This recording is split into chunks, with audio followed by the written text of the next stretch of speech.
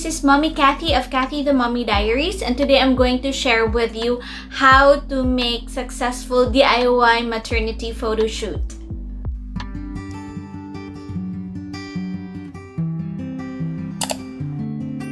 So mommies, I've already given birth. So I just gave birth about 2 weeks ago. 2 weeks na. Baby's already 2 weeks old. And I haven't actually made new videos yet. Parang I'm just not in my best self to, make videos kasi I'm so overwhelmed with the many responsibilities as a new mom.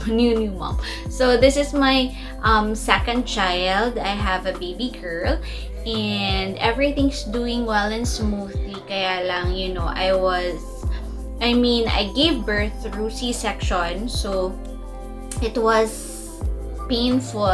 Yung incision ko may konting pain. Hindi ako nakaka-move masyado. Ganon. And then I'm also exclusively breastfeeding. So, parang yung demand ni baby, malaki yung demand niya for me to be available. So, parang I'm just not, wala akong energy to be filming and to do videos. But right now, parang baby's asleep, I'm well rested, parang I just want to share the DIY photo shoot then nagawa ko before I gave birth to her. But I never had a chance to upload that yet or to share it with you. So, ito na yon. So, I'm going to share with you how I did my DIY photo shoot at home and ano yung kinalabasan, how it came out. So, I hope you'll enjoy this video and I'm going to share with you the tips and the tricks that I did and what I did first para maging successful yung DIY photo shoot ko at home. So while I'm going to share with you the tips, I will be also flashing pictures ng photo shoot na nagawa ko. So, when you get pregnant and as your pregnant belly grows, parang you get excited. Especially kasi minsan lang nangyayari na lumalaki yung tiyan, diba? It only happens when you're pregnant. And after you give birth, syempre, your body will go back to normal eventually. So, the only time that you can really do a maternity photo shoot is when you're pregnant and you want to keep that memory. So, that's for me. That's what happened in my case, diba? Parang, minsan lang nangyayari na magiging pregnant ka or ako. So, I got pregnant 8 years ago with my firstborn. Tapos, last February, we learned that I was pregnant with our secondborn and 8 years apart yung pregnancy ko. I didn't have a lot of photos no first pregnancy ko. We have, but not really the decent ones. Not really yung pang photo shoot na mga photos for the first pregnancy. So I wanted to, really keep yung photos na, so I really wanted to make photos na decent naman for this pregnancy. But with the pandemic that's happening, parang I'm not very comfortable inviting people to come to our house to do my pictorials, or I'm also not very keen on going out para mag-photoshoot sa labas because nga of the pandemic. So, I thought na why not? I can try doing photoshoot na lang dito sa bahay or yung DIY na mga photoshoot just for me to make memories and take pictures of my growing baby bump or to take photos of my big pregnant belly just before lalabas si baby. So, I had my maternity photo shoot dito lang sa bahay. I did it with my sister.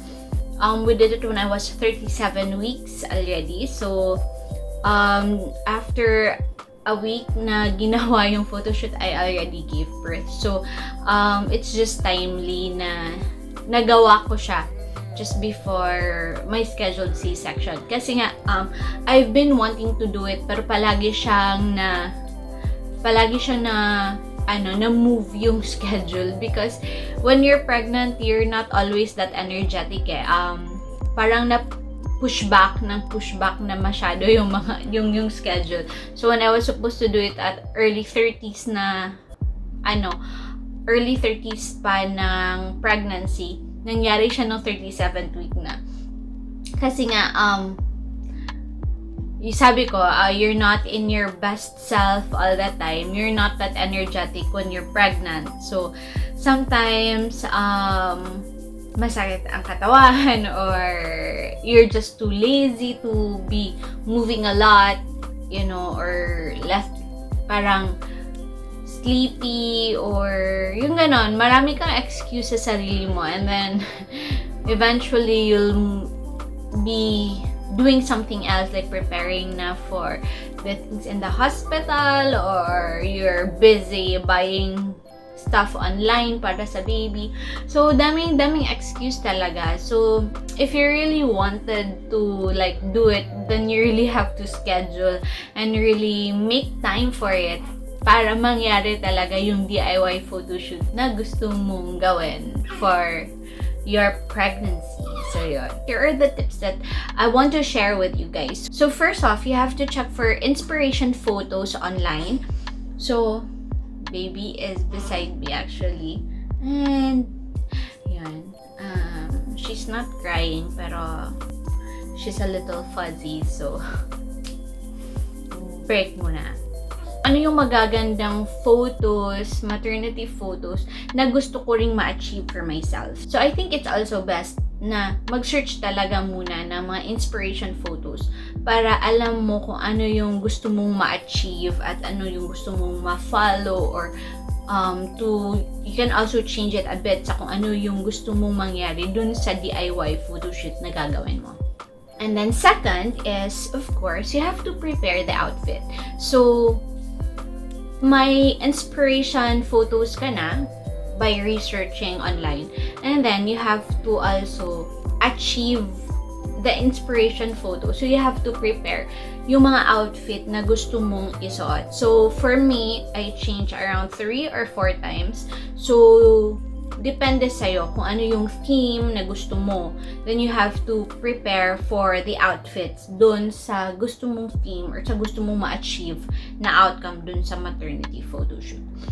For my case, I have a photoshoot na naka-silhouette in a dress, and I have floral black dress, short black dress, my floral dress, and then there's also one with two-piece swimsuit, and then may isa ding naka-turtleneck. So yun, depende kung ano nga yung gusto mo ma-achieve dun sa DIY photos, then you'll have to prepare the matching na outfits para dun sa gusto mo ma-achieve na photoshoot.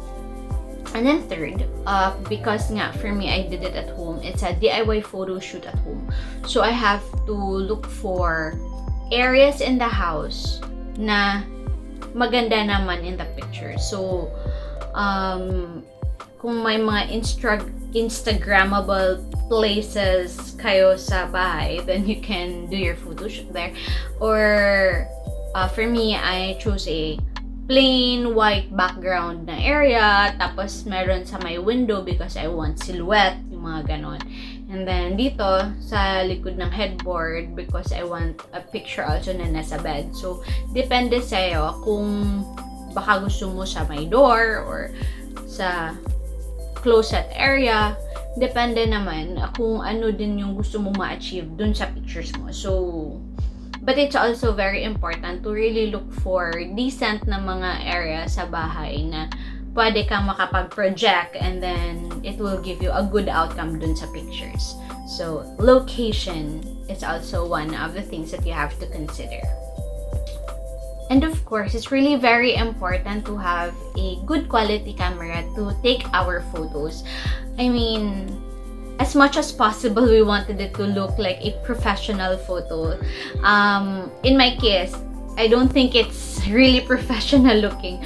Pero naman, it would really help na maganda yung quality ng camera na gagamitin. We don't want it to be pixelated or yung grainy, yung quality ng pictures. So you have to make sure that it's clear, tapos yung quality talaga is maganda. So, we have to make sure that we use a good camera for it. Well, if you have a DSLR, that would be a good option, or mga high-end phones, yung ganon. As for my case, I actually did a mobile photography lang. It's a DIY maternity photo shoot using mobile how do you say it? So, it's a mobile photography DIY maternity photo shoot. So, ganon. So, I just used my phone. I'm using S10 Plus, Samsung S10 Plus for the pictures. So far, it's giving me good quality outcome naman dun sa gusto kong mangyaring DIY photo shoot for myself. And then, next, of course, is depende. If you want to do it yourself, then you will have to use a tripod and you have to rely on the timer para you'll get the desired quality pictures na gusto mo. Well, I have a friend who did her own DIY photo shoot at home and she did it all by herself. So, she's not getting any help from anyone. So, yun, she used a tripod. In my case naman, I have my sister and she's really very encouraging and she's very willing. So, the photo shoot was made fun and easy kasi siya yung tipong okay, slide to the left, smile, ganon, project, yung she really boost yung yung self-esteem mo when you're doing the photo shoot, and it helps a lot. If you have that kind of person na pwede mong i-invite or who can help you out, then that would be best and it would help you a lot more kasi nga when you're pregnant you don't know, and especially because this is not something you always do, so hindi mo alam if tama ba yung ginagawa mo. So it's best if somebody's looking and checking while you're doing the photo shoot and who can give recommendations. So I have my sister in my case, pero if you don't have anyone who can do that for you, then you can still do it on your own naman. But you'll have to use a tripod to really make sure that concise yung makukuha na pictures when you do your photography. Because we're doing a maternity photo shoot, we have to be doing hair and makeup. Well, for my case, I just did my makeup and then yung hair ko, I didn't do so much sa hair ko. May isang I just let it down, tapos may isang parang how do you call it, I made a little bun here sa taas, parang ganon. So nothing much really for my hair, but I did take time to do my makeup. So of course, because we wanted to have good quality pictures, we also wanted to make sure that we will look good in the picture. So, dapat maganda tayo. Dapat we should spend time to do our makeup. If we want, you can really get someone who can do your makeup for you. Or if meron sa family who can do good makeup, then we can entrust the makeup dun sa person na yun. But for my case, yung mga sisters ko, hindi sila into makeup so much. So, I just did my own hair and makeup. And mas comfortable naman ako dun when I do my own makeup. So, there. You have to make sure you look good and that ma-achieve mo yung look na gusto mo dun sa photography na gagawin mo. Then another thing is don't hesitate to use phone filters naman. Para sa akin, if it's going to help get good pictures, then it's fine. So in my case, I use gradient and I also use black and white effects for my picture. Mayroon ding isang yung parang may light effect. So it is built in my phone. So yun, those are a few of the things that I use for the filters and effects. And you can also do that in your own photo shoot. So try to look for effects and filters na pwede mo magamit and that will help make your photos look good. Then the night before the photo shoot, make sure that you're well rested, that you condition yourself, and then you prepare everything. If you want, you can put your face mask on to help hydrate your skin, yung mga tipong ganon. Put moisturizer, So whatever it is that you wanted to do the night before to make you feel good about yourself, then do that para you're in your best self the next day when you will be doing your photo shoot. So when it's the day of the photo shoot, then you pose, you project, you enjoy the moment, feel beautiful, yung ganon. Enjoy lang talaga. You can only do this once. You can only do this when you're pregnant. You want your memories of your big baby bump before it's gone. So go ahead and indulge. So baby's crying now, and I think I'll need to feed her because she's awake.